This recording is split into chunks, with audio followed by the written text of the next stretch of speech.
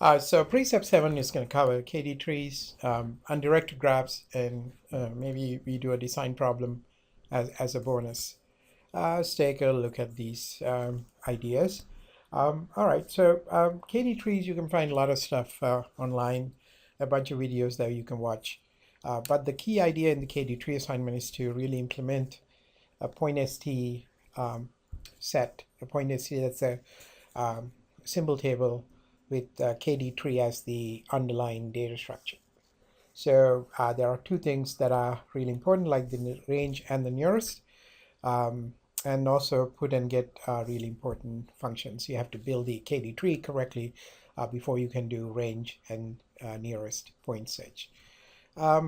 So the idea of a KdTree is the following, that given a bunch of points that are on the plane, we put them into a sort of a two-dimensional tree.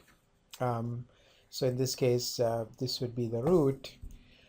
As we put them, we divide the plane into two separate segments. And then we also say that the each point has a corresponding rectangle. For example, for the root point, the rectangle is going to be the whole thing. So it'll go from, we always look at the rectangles with minus infinity, and then plus infinity, plus infinity. The lower left and the upper right, those are the points. And then when you go to, for example, point 3, point 3 is to the left, and its rectangle is going to be this.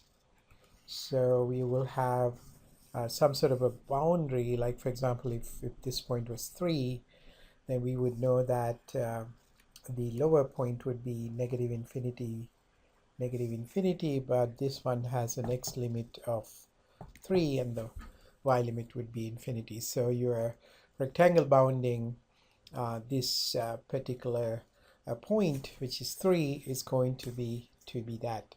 Same way you can say that the rectangle bounding this one will have lower left point to be 3, negative infinity, upper to be infinity, infinity. So that's this point here. So the idea is that we organize these points in the plane, so that when we do things like queries, like for example, we have this, we want to know how many points are between these two in this rectangle. What we're going to do is that we will start our query from um, query from the major point. Now, because the big point it has a big rectangle, it's going to intersect with this query rectangle. So we're going to inspect that, and then we come inside. We look at this rectangle that's going to be here, and that's also intersecting the query rectangle. And the right rectangle, this is also intersecting the query rectangle. Because of that, we have to look inside. Now, if you, the first time you're going to discount a rectangle, which we call pruning, is the following situation. So let's suppose that you take this rectangle, which I think happens to be the rectangle for 4. So we look at the 4, and then we determine that the fourth rectangle is not going to intersect with the query rectangle, and therefore we are not going to count any subtrees of 4. So that's called the pruning idea. The pruning idea is you try to go left and right, and then if you find a point's rectangle do not intersect with the query rectangle, you can discount the entire subtree of points, because there's no way that it can be inside. So when you write your range thing, you will have to think about that. I think in this case, the only other thing it's not looking is the, for example, tens rectangle would not be, it would not be included, because this rectangle does not intersect with the with that. So anything subtree will not be inspected. So I think it's going to inspect these things it will not, it will inspect 8 because 8's rectangle is really here, and it would inspect 9 and but not 10. It would inspect 7, but 7's rectangle does not intersect with the query rectangle. Therefore, anything below 7 will not be examined. So if you look at the examined ones, those are the ones that are marked with a check mark there. And this question deals with how do we, if you insert point 11 into this, where do we insert it? I think the answer is simple.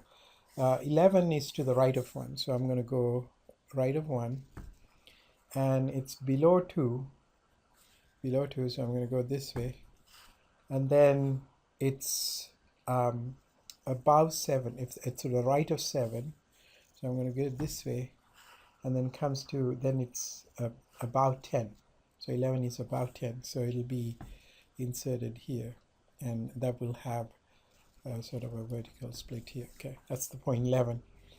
And then 12, the same way, you're going to insert this with that, so that means you're going to do the same query, except now the point is to the right of 11, so it'll be 12 will be here with a horizontal split here. So that's how it'll be done.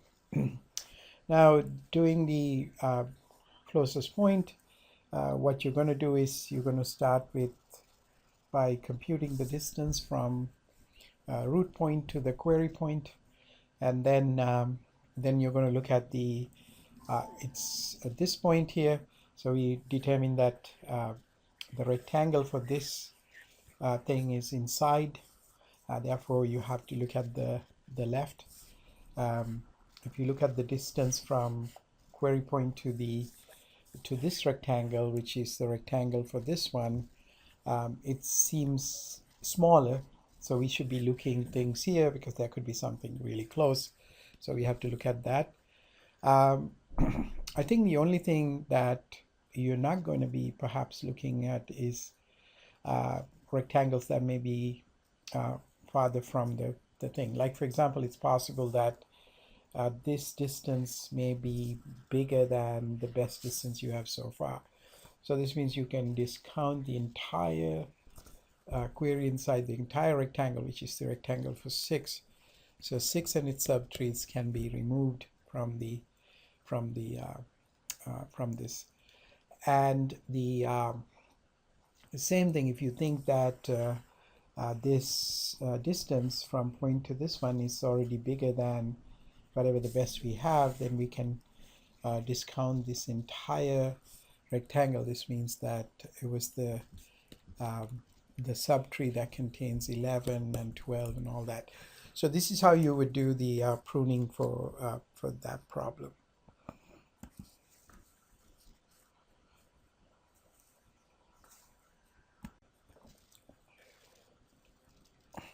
All right, so let's take a look at the implementation ideas for this KdTree assignment.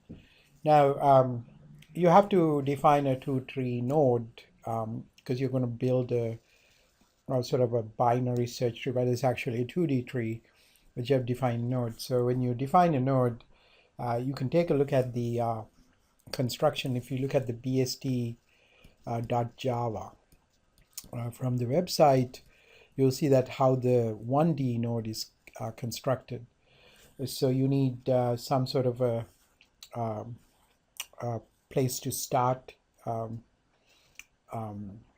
So like, you need a point, you need a value associated with the point, and then you need a rectangle or the coordinates, and you also need the orientation. Notice that when you're trying to insert something to the 2D tree, you're going to change the orientation from vertical to horizontal, so that you can start by comparing x coordinates, and then you can compare by y coordinate. You also need to prune the tree. If you don't do it, it's going to be slow. Like we discussed before, pruning is really important. The pruning is based on whether query rectangle is going to intersect with your point rectangle? If so, look inside the point rectangle. If not, the point rectangle and in all its subtrees should be removed from the query so you can speed up things. In the case of the nearest point idea, suppose that you have a best point guess so far to the nearest, but then you got a query rectangle where a bunch of points are here, you find out this distance is bigger than p, and therefore there's no need to consider any of the things in here. So that's a part of pruning for that. You must implement put and get recursively. You can look at the BSD Java to see how to do it. Only thing, instead of one criteria for comparison, like in the BSD where you compare just one coordinate to go left or right, here you have two coordinates, so you have to go left or right based on whether you at the horizontal level or the vertical level. There's a bunch of videos to understand more about these things on Salon. So take a look at the Salon to-do list. You can see those videos. One other thing that's really important is that you have to find a criteria for breaking sort of ties. Like for example, what if you're trying to go left or right, but the point happens to be equal, like you have x coordinate 3 here, and then you get a point that also has x coordinate 3. Though you can go either right or left, but be consistent in put and get. Otherwise, if you use one for put and one for get, you may not be able to find it properly.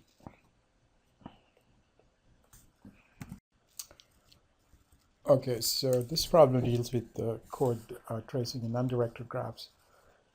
Let's take a look at what this method foo is doing. It takes a graph G and some sort of a source vertex S.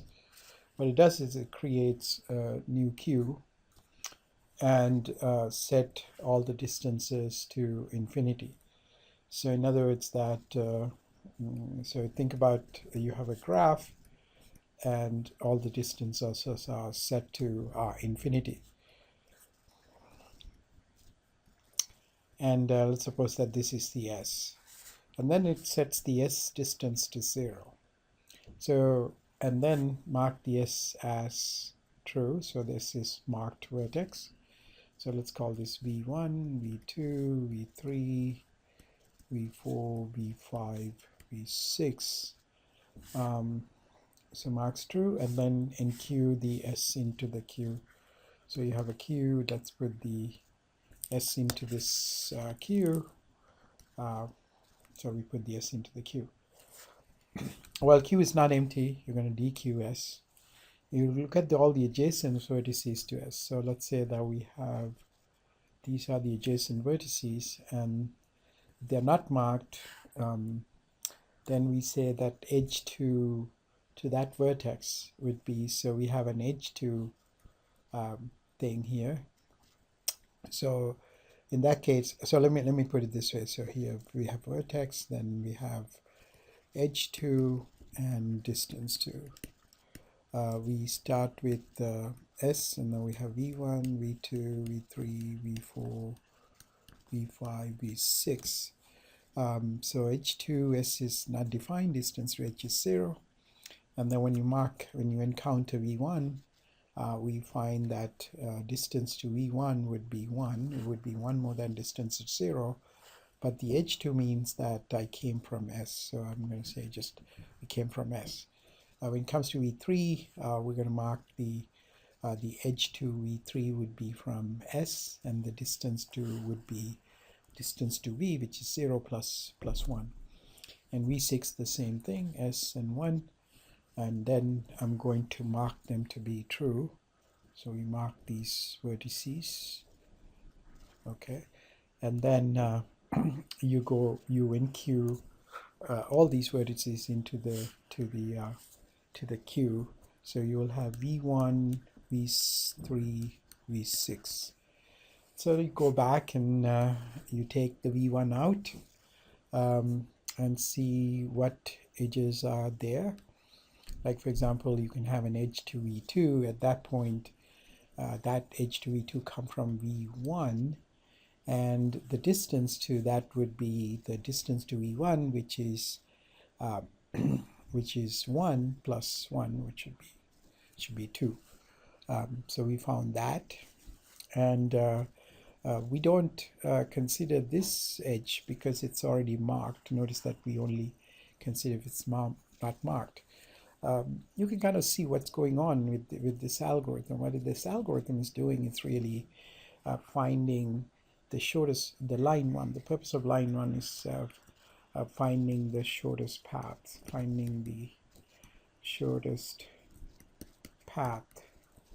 to from S, shortest path from S. Now, what if you remove line 2? Let's suppose we don't keep this line. If you remove that, what will happen is it's possible that when we do the updating, we updated V1 to be 1, but then we may update V3 to be 2 instead of 1. That would be not right, because we know we have a shortest path from S to V3 to be 1. So this, if you do this, this does not guarantee shortest path. Okay, let's move on to the next problem. The problem is to identify as one of the following categories. Any programmer can do it, hire an expert, intractable, and so on. Find a cycle in a graph. Sure, we can do that. We can do this in V plus C. We can do DFS to find that. Identify connected components in a graph. Sure, we can do this in the order of V plus C, because we can use algorithms like Kosoraju algorithm to do that.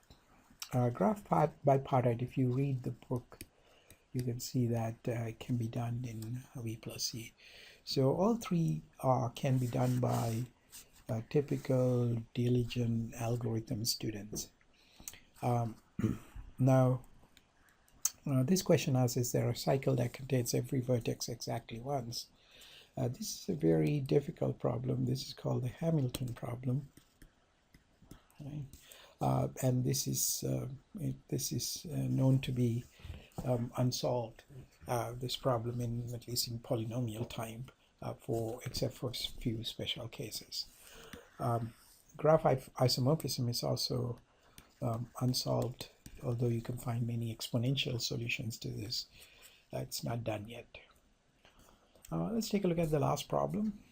It says that 1D nearest neighbor data structure, we want to maintain a data structure with two things. One is that insert number into the data structure, and then query for any y, and the y don't have to be, that point doesn't have to be in the tree or in this data structure. It can return the one that's closest to it. So the ideal, also pay attention to the logarithmic time. So this indicates that we may have to use a priority queue or LLRB or something. Let's suppose we start with an LLRB. So suppose we choose LLRB as the data structure. So in that case, constructing that would be really easy. Suppose inserting something into an LLRB. We put them in order, so we can do that in log n time. Now return the number that's closest to I. So this is kind of the tricky one here. So let's suppose that we have a point. Now point doesn't have to be in the thing, right? So if you have the points in the graph spread out on a 1D line, and if this is the point y, then we are looking for this is the query point y. So we are looking for these two things. So this is the flow of that point, so flow of y, and this is going to be the ceiling of y. And therefore, if you can find flow of y and ceiling of y, we can solve this problem. Sure, we can do that in, if you have a good balanced tree, you can do that in log n time. And once you find the flow and the ceiling, you can always find the distance from the query point to the flow of y, which is part of the tree, and ceiling of y, which is also part of the tree, and then find the perhaps the smallest distance from that. So this concludes the precept 7.